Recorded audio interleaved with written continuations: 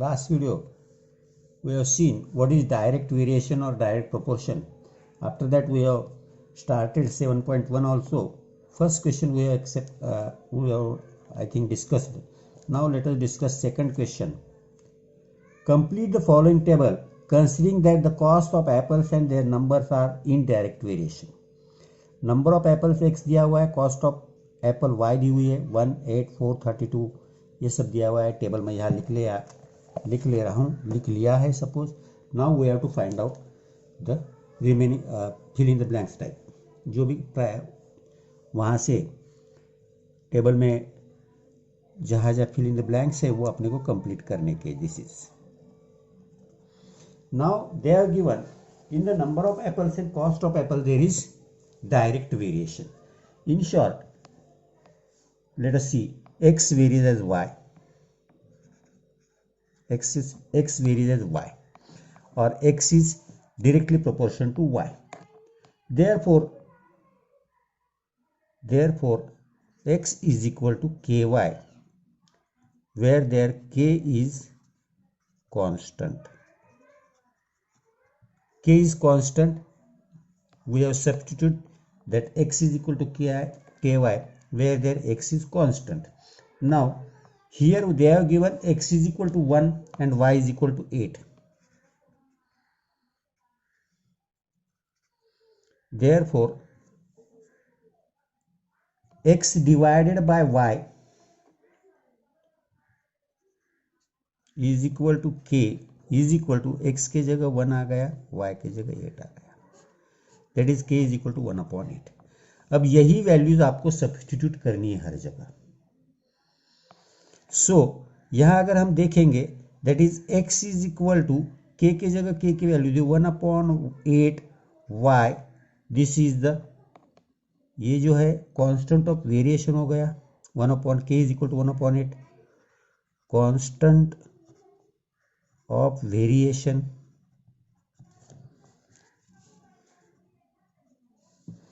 और ये x is equal to 1/8y is the equation of variation. Equation of variation, क्योंकि आगे आपको ये भी पूछा जाता है कि इक्वेशन ऑफ वेरिएशन कौन सा कांस्टेंट ऑफ वेरिएशन में k इज इक्वल टू जो वैल्यू आएगी that is constant of variation, और वो k के जगह वैल्यू पुट करके हम लिखेंगे that is the equation of variation. Now इसी में हम सब्स्टिट्यूट करेंगे जो भी दिया हुआ है. अब आपको 56 की वैल्यू जो है y की है. When y is equal to 56, when y is equal to 56, अब y जब 56 होगा तो क्या आएगा देखो, x is equal to 1/8 y की जगह y की वैल्यू सब्स्टिट्यूट करो इंटू 56, दैट इज 8 7 जा x is equal to 7. तो आप यहां सब्स्टिट्यूट करो x is equal to 7. Second में आपको दिया है x इज इक्वल टू 12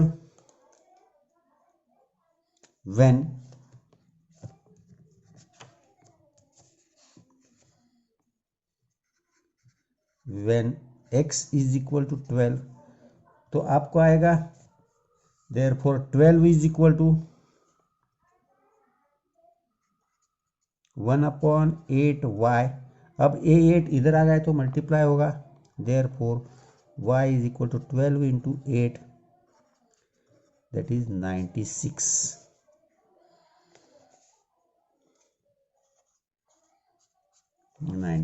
आ गया. अब आपको दिया हुआ है आई थिंक y की वैल्यू दी है.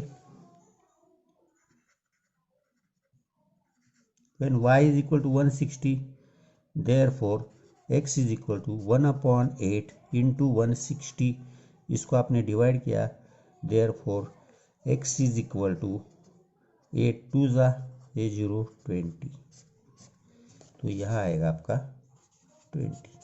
तो आपको सिंपली हर टाइम में x is equal to ky, ये इंपॉर्टेंट है जो मैं यहाँ आपको पहले बता रहा हूँ. x varies as y, that is x is equal to ky. ये स्टेप आपके हर एग्जाम्पल में आएंगे. k is constant. अब यहाँ इस जान दो, इसमें जो वैल्यू दिए हुए x और y के, x/y is equal to k, निकाल के वो वैल्यू निकालो, that is the constant of variation. ये हो गया कांस्टेंट ऑफ वेरिएशन, क्योंकि ये आपको निकालना है।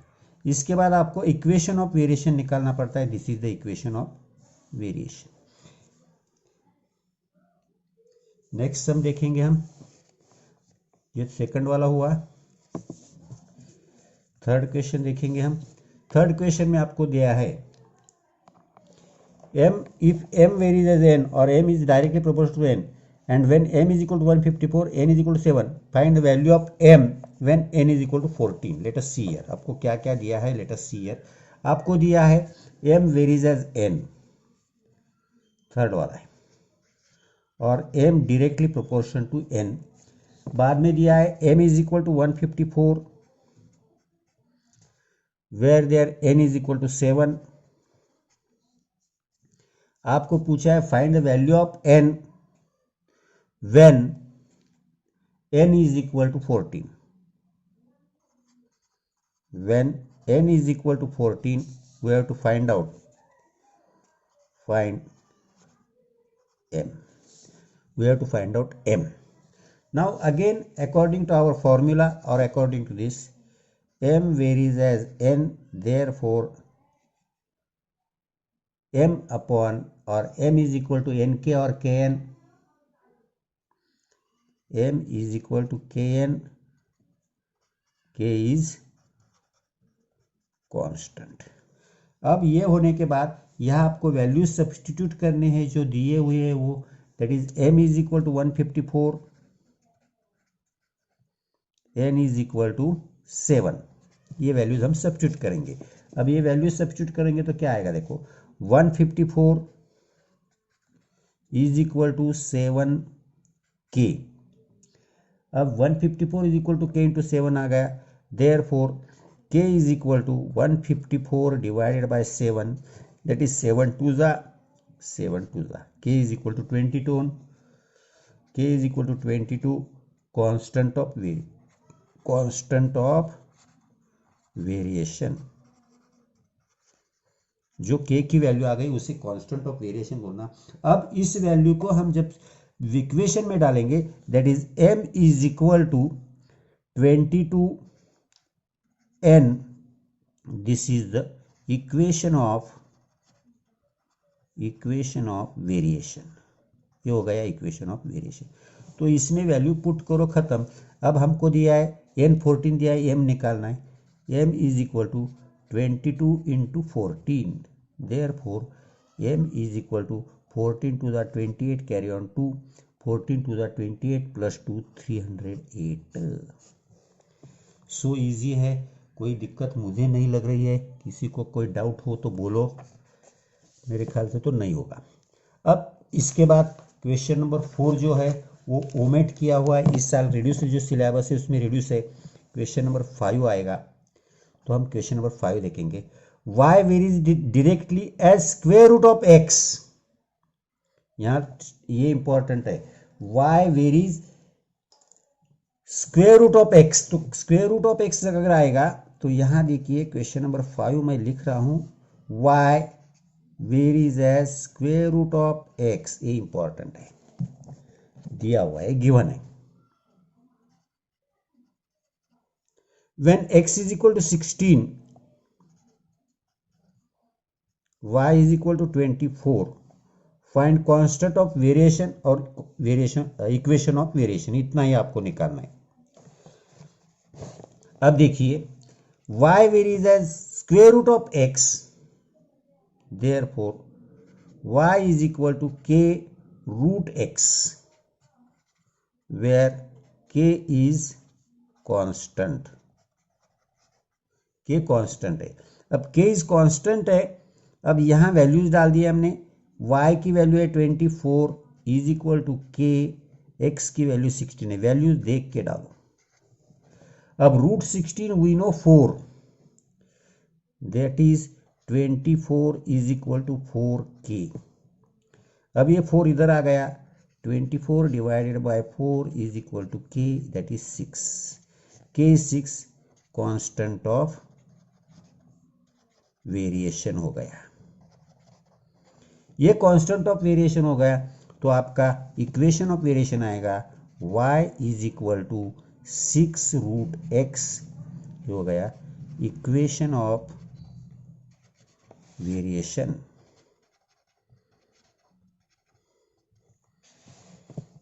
देखो अभी भी समझ के लो, आपको दिया है y directly proportional to the square root of x 16 y 24 दिया है, therefore y is equal to k under root x, where their k's we have considered constant.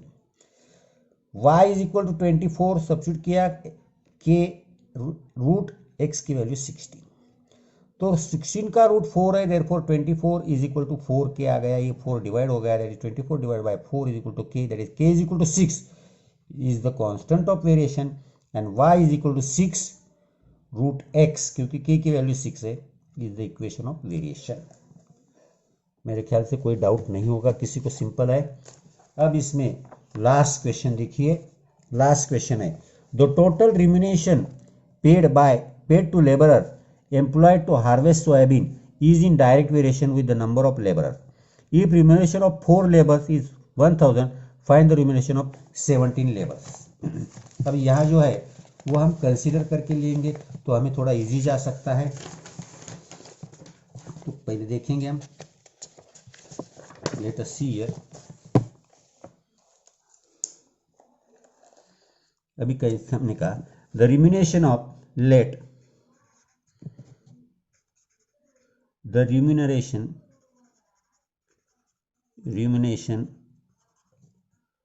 B r and the number of labors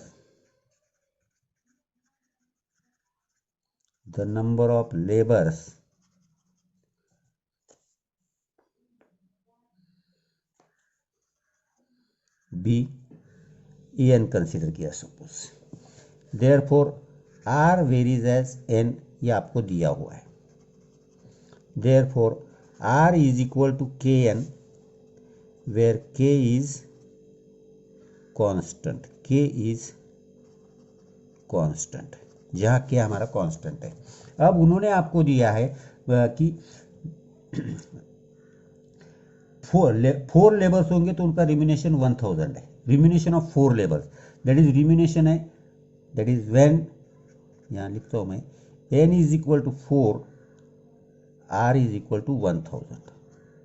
तो आपको निकालने है 17 labours का, 17 labours that is number of n 17 दिया है, वो बाद में लिखेंगे ना, पहले देखिए क्या, अभी के पहले ढूंढेंगे। Therefore r 1000 is equal to k into 4, therefore 1000 divided by 4 is equal to k,